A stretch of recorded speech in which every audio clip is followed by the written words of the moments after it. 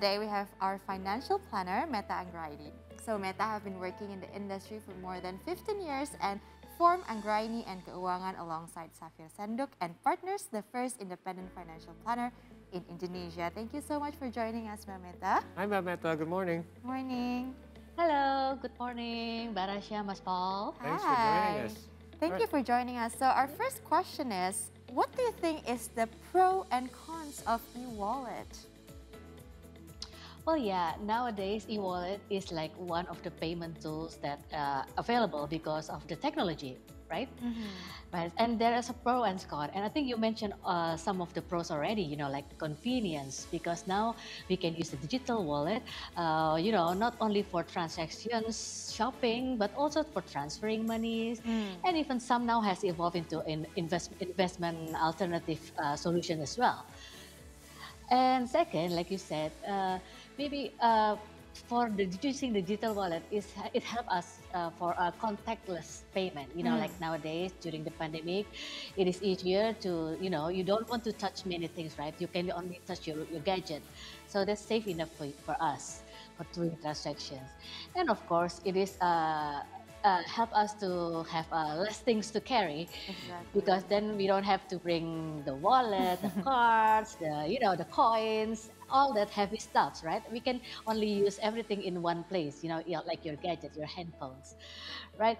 And also you can have another use of the e-wallet because all the transactions are there, so it is actually recorded, so you can use it as your transaction tracker. Good point. Right? Yeah. So if you don't know where your money goes, you can just open your apps, and then you see all the histories transactions there. I try to avoid that So you don't page have at to- all costs, Mbak Metta, because I'm frightened to see how many transactions that I've made in one day. all right. But that's the thing, because nowadays we don't want to record. You don't want Yeah. to write down all our expenses daily. But if everything's there, why not using it, right? And we have a good way to Right. refer to previous transactions, right? If there's any kind of like dispute or we forget. Good. Yes, true. Yeah, and some other stuff. Nowadays it becomes more evolving. You can use you can earn points as well. Yeah, for bonus category or anything. And nowadays, even in the wallet, in the digital wallet, nowadays it is also holds other information, not just for your money. Like you can connect with your Peduli Lindungi, so your vaccine information. Maybe you can also look at your airline tickets or other informations there. So it becomes more useful. So nowadays, it's okay for us not to bring our our conventional wallet, but we have to bring our phones all the way wherever we go, right? Right. Which is something that we do anyway, so I guess that part is actually a pro. You did mention something about getting points and getting cash back. So this leads us to this current struggle that we're facing these days. How do we look at it? Is this something that's good for us because it allows us to do things like get cashbacks and earn points on all of our transactions? Or are those things actually making us spend more? Right. Yeah, those is like you have two sides of every coin, right? Right. So the thing is, we talk about the pros, but now we have to talk about the cons, right? So because the digital wallet help us to make a transaction more easily, so we have to use it wisely. Otherwise, we become consumptive, because again, the easiness makes us transact more easily. So the thing is that we have to really manage the balance of the digital wallet that we have. And the other cons is that not only because it tends to bring us more consumptive, but we can be more dependent to the devices. If one day we run out of batteries, or maybe our phone is missing, so we have to really cancel all those transactions, right? Right. And then also, because it is digital transaction, it is actually we have some safety and privacy concerns as well. Right. So we have to be very careful in using the. Metta, you still there? Okay. We have to manage. Yes. Okay. Yes, so we have to, manage the password, all this safety activities to ensure that our transaction is safe enough. Well, actually, let me follow up on that with a quick question. I've always wondered as well. We always are concerned with safety no matter what we're using. There's a safety issue of carrying too much cash, because if you lose that cash or heaven forbid something else happened, there's obvious safety concerns there. But there's also safety concerns when it comes to digital transactions. A lot of it is in our hands with how good our password is, or what information we choose to give out if somebody does try to scam us via phone call. So what would you say is the safer route for us to still go digital, or just for us to kind of split, have some cash, have some digital transactions, so there's not too much of a value in each? Or do you believe in like the old school way of just keeping cash? I know a lot of people still feel that way, like having cash at home is the safest way.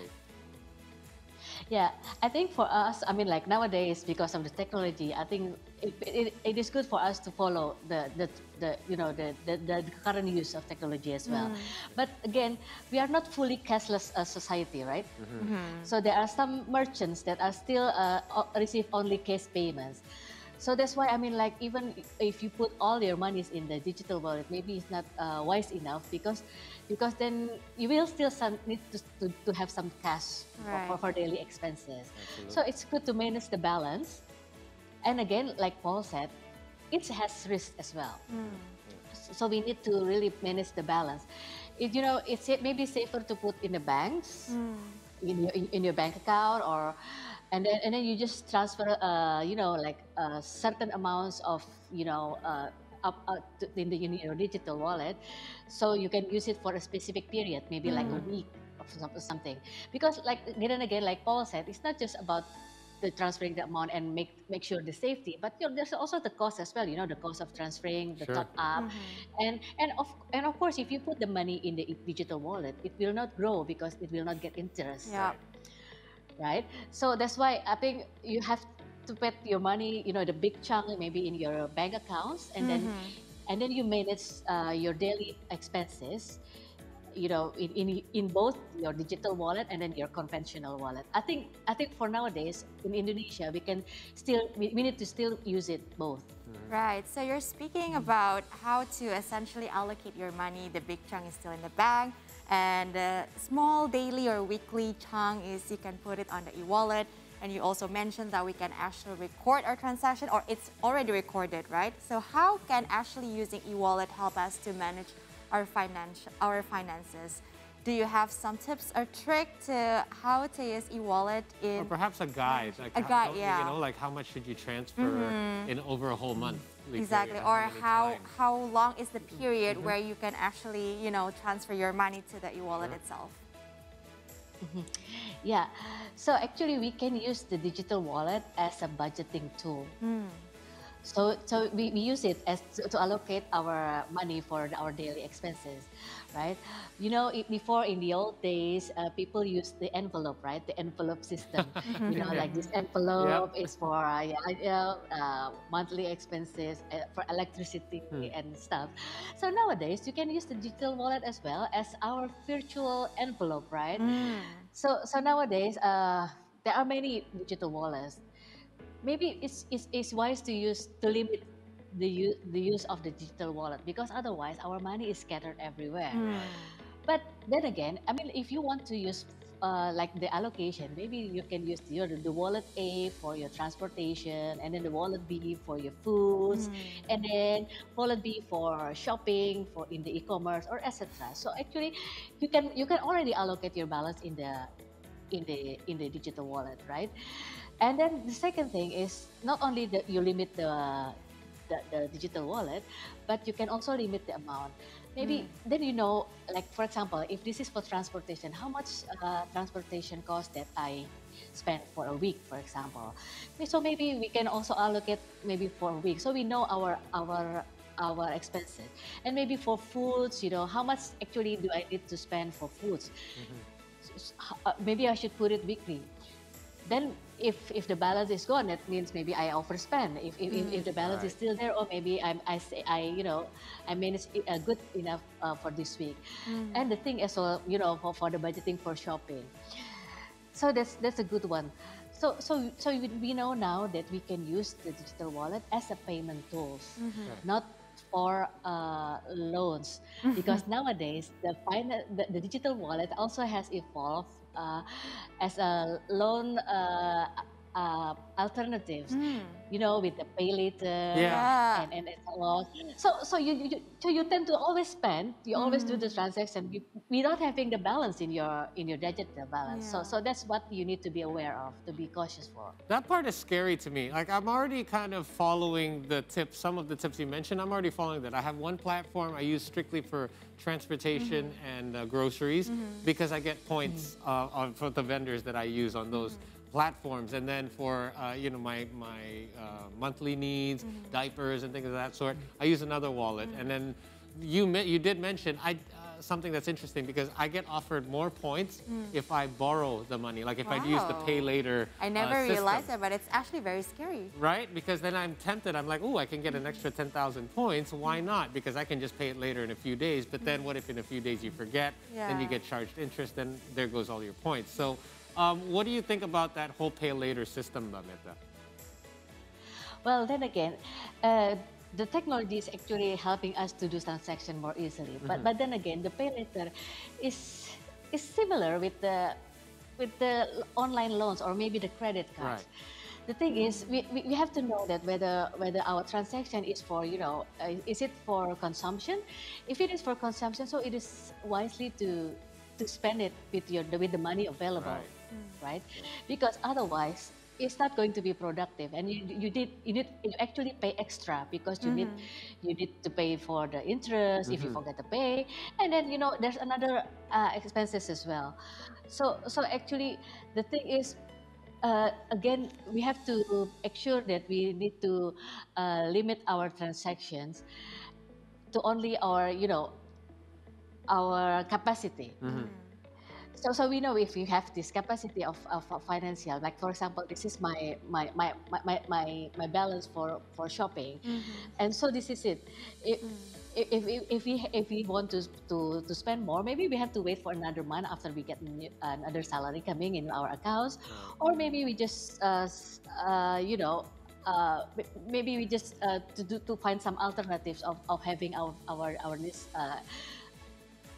fulfilled, right? Yeah. So it's safe to say that perhaps unless you're purchasing something large like a computer or something like that that you need that you're going to be using for a long period or perhaps for work, then it's not advisable to use something borrowed funds when you already have funds in your balance. I'm actually curious. Yes, not everything should be financed with loans, right? I agree. Especially the consumptive ones. So I'm actually curious, which one is better for the period to top up? Is it like daily, weekly, monthly? Can you share a bit more guideline on that? Yeah, we have this discussion at the office. Like, should I? Because I like to fill up my balance once at a larger balance, and it doesn't mean I'm going to spend it all. In fact, what it does is it kind of gives me a buffer room, so I don't have to refill it constantly. But it requires discipline as well. Like I'm not just buying things just because I have a balance. Yeah. Some people feel it's easier just to top up little bits at a time. But to me, that could be not only an annoyance because my balance can run out when I'm out and about during the day, but I'm also paying those extra little transfer fees. I know it's only 10 cents, but 10 times 10 is already $1. Exactly. Right. Right, that's correct. For me, I feel the same way as you, Paul, because I mean, like, if I don't have any balance at all in my digital wallet, then once I need it, I will be busy, transferring from my bank account, and then when I'm in the cashier, the people at the back will be waiting for me, right? I know the feeling. Yeah. So I guess maybe we have to plan again because the amount in the e-wallet is actually is not growing. It's not giving any interest. So then again, if you put a balance there, maybe it's just a reasonable amount, like you said. Maybe for example, if I normally spend 500,000 rupiah per week. So maybe I just put there because I mean, like, if this 500,000 doesn't get the interest, I will be fine as well. I'll still get another source of income, right? Other investment. So it's just a limited amount where you feel that you will not be losing that much for not getting it gross, but you don't also don't feel inconvenient when you don't Sure. have the balance for doing transactions. Just enough to get you through, right? Yeah. Right, right. Absolutely. Now, so basically, Metta, any final tips perhaps as to how to wisely use our e-wallets in order for us not to make this as something that's a burden to us that could perhaps make us think, oh, are we spending too much? But instead, use this as a proper tool for us day to day, so it can not only help us, but it can also save us time and perhaps save us money as well. Well, yeah, this digital wallet is actually can be used as a basic tool for you for doing your personal finance, because the personal finance is based, first thing is based on your cash flow. You know, you're managing your expenses, Sure. right? You have your income and then you manage your expense. So that's the basic one to do your personal finance, and then you have to remember that again. Putting a balance in your e-wallet does not earn any interest, right? So we have to just put a certain amount of it for daily transactions. But then again, it should be enough for you for fulfill your daily needs and not to get into a loan that is maybe not really planned, right?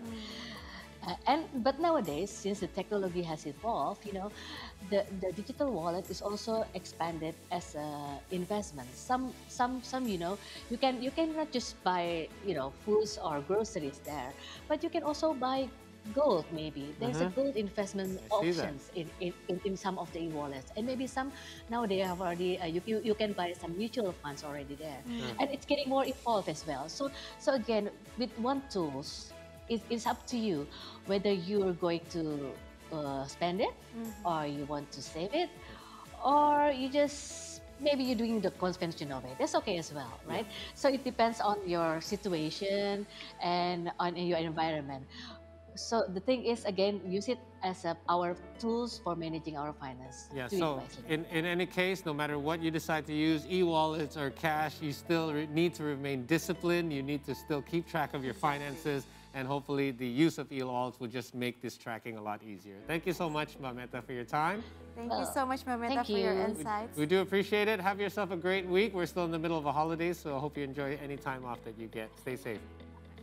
We'll talk to you again soon. Thank you. So, Rasha, you mentioned earlier, you said, well, something that everyone is using these days are e-wallets. And Yeah. I got to thinking, I wonder if everyone is using it. We do know that a lot of people are. So Yeah. let's have a look at some of the actual statistics Okay. of the usage of e-wallets, especially here in Indonesia.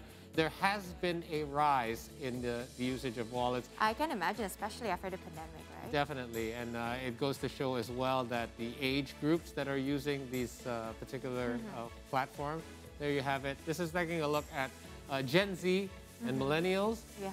And here's the different platforms that are being used. Now, obviously, this has a lot to do with the access. How many? One of them has a lot of access these days because of a recent collaboration that they've got.